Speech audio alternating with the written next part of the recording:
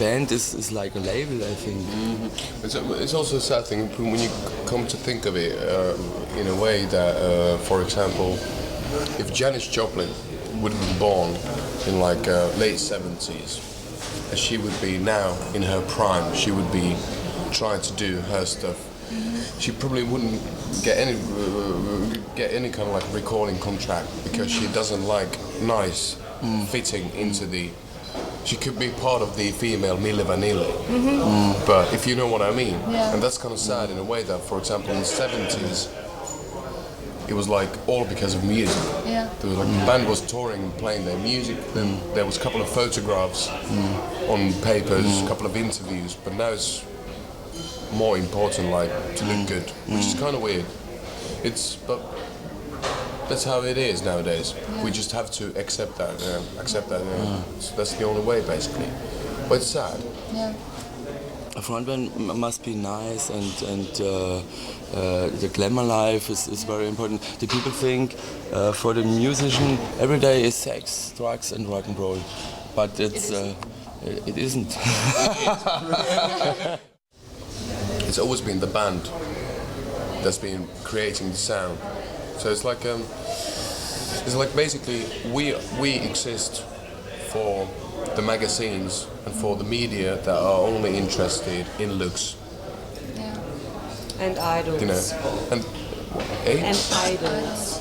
Yeah, but there's nothing wrong with it.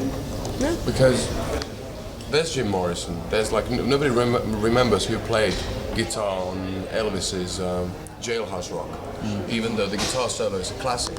People think it's an Elvis solo, you know. So it really doesn't matter. It's very complicated for people to remember, like thinking of musicians or bands. It's really important, really hard for them to remember all the. Well, they have to have one. But same when you're talking about, like, when you're talking about politics. There's one main figure always involved. Yeah.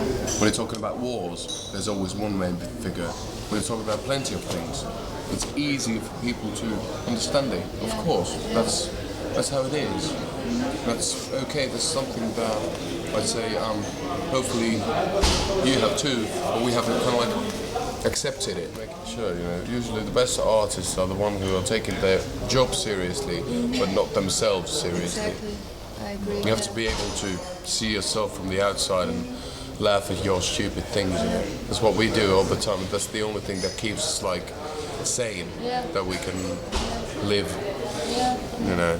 Yeah, sure. It's like I wish that we would have had a camera when we were in at Gothic Treffen, Leipzig, and there was that guy. In that, I've probably told it before, but the guy in beautiful like Dracula outfit, looking exactly like Bela Lugosi, you know, with all the hair, all like the grey spots and everything in there.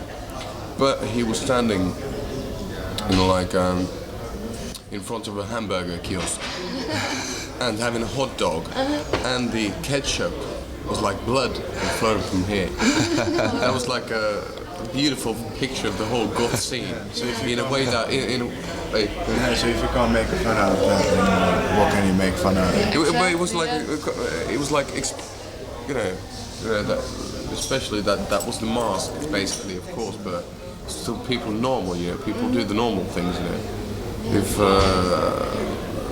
the Gothic people would take the Anne Rice's, Bram Stoker's Dracula thing too seriously, they probably wouldn't be alive. Exactly. So it's kind of like you still have to shit, you still have to take a piss, you still have to eat and do the normal things and go to work and stuff like that. So it was like that's an image that's been stuck in my mind always when I'm thinking of the Gothic scene.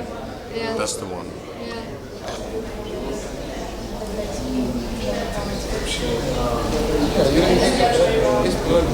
It's simply put, like we sit here in a fancy hotel where there's like people